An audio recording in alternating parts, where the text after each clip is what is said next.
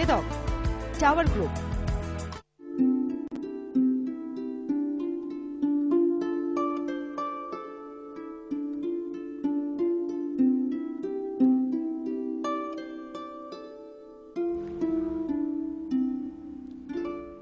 অন্য দুর্গায় কথা বলছি অরুণা দেবীর সঙ্গে। আমরা ব্রেকের আগে যেটা বলছিলাম যে পড়াশোনায় যেমন একজন খুব উন্নতি করেছে, খেলাধুলাতেও আপনাদের একজন খুব নাম করেছে, তার সম্বন্ধে যদি খেলাধুলায় স্বরাজ সিং, ও অস্ট্রেলিয়াতে সোনা রূপো ব্রোঞ্জ পেয়েছে মার্শাল আর্টে, এখন সাউথ আফ্রিকায় গেছে, ভালোই করবে। সেই অসাধ্য সাধনটা আপনারা করলেন কি করে? মানে ওকে যখন এসেছিল আপনাদের ওখানে কত বয়স তার? ও তখন ছোটই ছিল, মানে বছর 5-6 মতন। কিন্তু এক্ষেত্রে মার্শাল আর্ট তো আমরা স্কুলে শেখাতে পারি না। ও নিজেই, সবচেয়ে বড় কথা, ও নিজে 11 বছর বয়সের সময় ও নিজেই ক্লাবে গিয়ে ভর্তি হয়েছে। ভর্তি হয়ে একটি হিয়ারিং ইম্প্যায়ার্ড, ও শ্রবণ প্রতিবন্ধী। ও নিজেই ভর্তি হয়ে মাকে এসে বলেছে যে আমি ওখানে ভর্তি হয়েছি। 6 মাসের মধ্যে ও শুরু করেছে ওর অ্যাচিভমেন্ট। এত ভালো রেসপন্সটা, এত ভালো ওর, যার জন্য ওর গাইড খুব খুশি, এবং সাউথ আফ্রিকাতেও ভালোই করবে। পাশাপাশি ফুটবলেও একজন, আচ্ছা, আরেকজন ফুটবলে ও তো ন্যাশনালে হ্যাট্রিক করে তারপরে ও মিনিওপলিসে গেল, ভালোই করেছে। কিন্তু ওর যেহেতু শারীরিক একটা অসুবিধে ছিল, ফলে ওর সেই ওষুধ কমতে থাকার ফলে ওর প্রেশার ফ্লাকচুয়েট করতে থাকাতে ও, যার জন্য চাকরি করতে পারলো না, ওর খেলাও বন্ধ করতে হলো। প্রেশার, ওজন অনেক বেড়ে গেল, ডাক্তার বারণ করাতে ও হয়নি। তবে ও এখন ওর বাবার কাজে খুব সাহায্য করছে, খুব ভালো আছে, এবং ওয়ান অফ দ্য ডিরেক্টরস, বিয়ে হয়েছে, একটি সন্তান হয়েছে, সাকসেসফুল। এই যে এতজন বাচ্চারা ধরুন আসে, তার জন্য আপনাদের ইনস্টিটিউশনে কি কোনো ডাক্তারের ব্যবস্থা রয়েছে? মানে কখনো যদি তারা অসুবিধায় পড়ে, এই ধরনের ব্যবস্থা রয়েছে? ডাক্তার আছে, কনসালটেন্ট অনেকে আছেন, তো দরকার হলে তাদের রেফারেন্স আমরা তাদের কাছে পাঠিয়ে দিই, এই আর কি। আমাদের এমনি মানসিক প্রতিবন্ধী অনেক ছেলেরা বিশেষ করে আছে, যে একটি ছেলে নিজেই দাঁড়িয়ে নিজে এখন ধূপকাঠি বিক্রি করে, স্বনির্ভর হয়ে ও ধূপকাঠি, একটি ছেলে রিক্সা চালায়, ও খুবই গরিব ছিল, ও যাই হোক পেয়েছে। আরেকটি ছেলে ও দোকান করছে বাজারে একলা বসে, হিসেবগুলো শেখা ওদের সমস্যা, হিসেব নিয়ে ও কাজ করছে, এরকম ভালোই মোটামুটি দাঁড়িয়ে যাচ্ছে। আর আমরা ওদের স্বনির্ভর করার জন্য ভোকেশনাল কিছু বিয়ে করেছি আর কি, 3টে ইউনিট চালাই। একটা ট্রেনিং দেন, ভোকেশনাল ট্রেনিং। হ্যাঁ, কি কি ওখানে ট্রেনিং? একটা হচ্ছে ওই জুট ব্যাগ, যেটা ছবিতে দেখানো হলো, জুট ব্যাগ স্ক্রিন প্রিন্টিং এর কাজ করাই। আর দ্বিতীয় হচ্ছে ক্যান্টিন, মানসিক প্রতিবন্ধী মেয়েরা যাতে রান্নার কাজটা শেখে, রান্না করানো হয় না কিন্তু অন্যান্য আনুষঙ্গিক তরকারি কাটা, অন্য সবকিছু শেখানো হয় ওদের স্বনির্ভরের জন্য, যাতে ওরা, এটা উদ্দেশ্য নিয়ে করেছি, যাতে হোম সার্ভিস, ওরা 6-7 জন একটা কোঅপারেটিভ করে ওরা বাড়ি বাড়ি খাবার সাপ্লাই করলো, একটু তো করতেই পারে, এরকম তারা অ্যাক্টিভও থাকলো এবং রোজগারের পথটা রোজগারে আসলো। আচ্ছা, আপনি এত বড় একটা ইনস্টিটিউশন চালাচ্ছেন, আপনি তো একার পক্ষে তো, আপনার নিশ্চয়ই সম্ভব, আপনার পাশে রয়েছেন আপনার স্বামী, আর আমাদের গভর্নিং বডি মেম্বার্স যারা আছেন সবসময় সাহায্য করেন, যে কোনো পরামর্শে ওনারা ওনাদের মূল্যবান পরামর্শ দেন।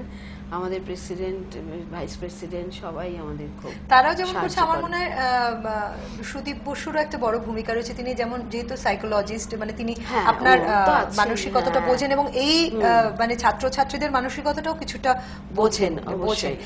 আমরা শুনে নেব যে ওনার বক্তব্য, উনি কি বলছেন এই গাইডেন্স সেন্টার নিয়ে। শুরু হয়েছিল ছোট জায়গায়, কিন্তু অরুণার যে জিল বা যে জেদ, সেটার কারণে স্কুলটা আস্তে আস্তে বড় হয়, সমস্ত দায় দায়িত্ব ওকেই সামলাতে হতো। এখন অনেক শিক্ষক, অনেক লোকজন, কোঅর্ডিনেটর অনেক এসে গেছে, তারা এখন অনেক অনেক বেটার ওয়েতে করতে পারছেন, কিন্তু সেই শুরুটা কিন্তু ওকে সামলাতে হয়েছিল। পার্সোনাল লোন নিয়ে ফার্নিচার বা অন্যান্য জিনিসপত্র কিনতে হয়েছিল, এবং সেই লোন শোধ বাড়ির থেকেই হয়েছিল। আমরা তখন তার রেজিস্টার্ড অর্গানাইজেশন হিসেবে আসেনি। তো ধীরে ধীরে এই শ্রীরামপুর চাইল্ড গার্ডেন্সের সঙ্গে অরুণার যে ভাবনা চিন্তা, সেগুলো আরো পরিব্যাপ্ত হলো, আজকে একটা জায়গায় এসে পৌঁছেছে। আমার মনে হয় অরুণা অনেক বেটার, অনেক শান্তি পাচ্ছে এই কাজটা করে। আমার মনে হয় ওনার কথা যেটা বলে শান্তি পাচ্ছেন এবং আপনার জেদ, এই দুটো জিনিস কিন্তু ওনার কথায় যে একটা কিছু করব এবং মানে সেই ডিটারমিনেশনটা আছে বলেই বোধহয় আপনি আপনার উত্তরণের পাশে সবাইকে পেয়েছি বলেই আরো করতে পেরেছি। এখনো সেই প্রথম থেকে আর্থিক চিন্তা ভাবনা যেটা ছিল, যে কোনো ভালো কাজ করতে গেলেও একটা প্রতিকূল অবস্থা আসে, অনেক বাধা আসে। আপনার কি এসেছিল কখনো এই? হ্যাঁ, অবশ্যই এসছে তো, নিশ্চয়ই। সব অনেক সময় অনেক প্রতিকূল অবস্থার তাও ওভারকাম করেছি, কাটিয়ে উঠেছি। তো আবার তো এই 2-2.5 বছর ধরে মিনিস্ট্রি থেকে টাকা পয়সা পাচ্ছি না, আবার সেই প্রবলেম চলছে। টিচারদের সেটা কিভাবে আপনারা জোগাড় করছেন? মানে এখন যে গভর্নমেন্ট থেকে হেল্পটা পাচ্ছেন না, ওয়েল উইশার আছেন যারা ডোনেশন দেন, বছরে আমরা একটু পাই গরিব ছেলে মেয়েদের জন্য, তারা স্পন্সর করেন। হ্যাঁ, গরিব যারা আছে আমাদের অনেক ছেলে মেয়েদের, তাদের সমস্ত ইনার হুইল ক্লাব আছেন, তারা আমাদের কিছুটা সাহায্য করেন, যেন অনেক আছেন। আরেকটা যেটা জিজ্ঞেস করবো যে আপনার বিভিন্ন বয়সের বিভিন্ন ধরনের এই যে স্টুডেন্টসরা রয়েছে এখানে, পাঠ্যক্রমটা আপনারা কিভাবে তৈরি করেন? মানে একটা স্কুলের তো একটা সিলেবাস বলুন, পাঠ্যক্রম তৈরি, আপনারা সেটাকে কিভাবে তৈরি করেন? এই মানসিক প্রতিবন্ধী কথাটা এখন আমরা একটু বলতে বোঝাবার জন্য বলতে হচ্ছে বারবার। স্পেশাল চিলড্রেনেরা, চাহিদা সম্পন্ন শিশু, ওদের জন্য আমরা পাঠ্যক্রম করি বাংলা, ইংরেজি এবং অঙ্ক। তার সঙ্গে জেনারেল নলেজের মধ্যে হিস্ট্রি, জিওগ্রাফি সবকিছু তার মধ্যে আমরা দিয়ে দিই, কেননা ওরা আলাদা আলাদা করে এতগুলো সাবজেক্ট নিতে পারবে না। জিকের মধ্যেই হ্যাঁ, জিকের মধ্যেই আমরা সব দিয়ে দিই। তার সঙ্গে আর প্লাস ভোকেশনাল যে কাজগুলো ওগুলো হয়।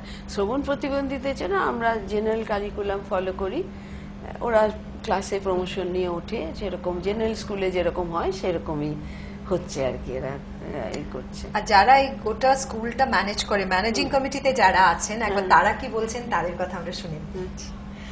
এই স্কুলে নিয়মিত যিনি সব কাজকর্ম দেখেন, অরুণা দেবী, বলতে গেলে তিনি এই স্কুলটা ক্রিয়েটার আমি বলবো, অনায়াসই বলা যায়। কারণ এই স্কুল ছিল তার ড্রিম চাইল্ড যাকে বলো।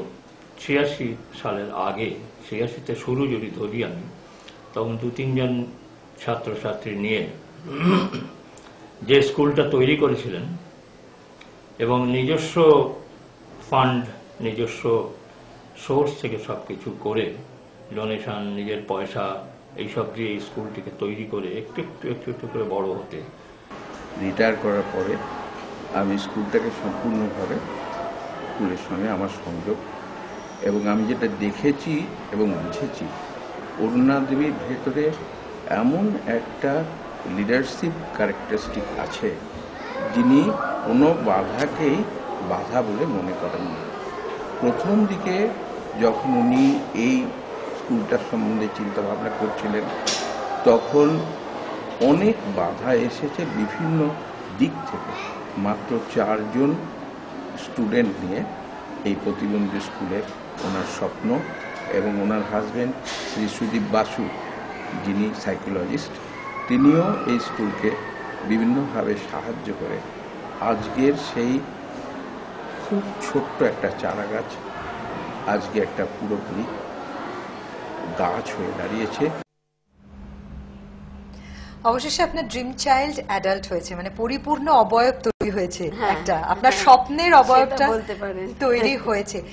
সবশেষে আপনার তো একটা স্বপ্ন প্রায় পূরণ হয়েছে, আরো নিশ্চয়ই আপনার অনেক ভবিষ্যতের স্বপ্নকে নতুন কিছু ভাবনা চিন্তা করছেন। হ্যাঁ, কাজটা পুরোপুরি সম্পূর্ণ হবে না যতক্ষণ একটা প্রতিবন্ধী, মানসিক প্রতিবন্ধী ছেলে মেয়েদের জন্য একটা আবাসিক তৈরি করি। সবারই বাবা মায়েদের একটি মাত্র সন্তান, সেই সন্তানেরা বাবা মার পরে কে তাদের দেখাশোনা করবে? তারা তো ইন্ডিপেন্ডেন্ট লাইফ লিড করতে পারবে না। সেই জন্য একটা আবাসিক বাসস্থানের জন্য আমাদের 1 বিঘে জমিও কেনা আছে, এমনি চাইছি ওইখানে ওদের বাসস্থানের যদি ব্যবস্থা করা যায়।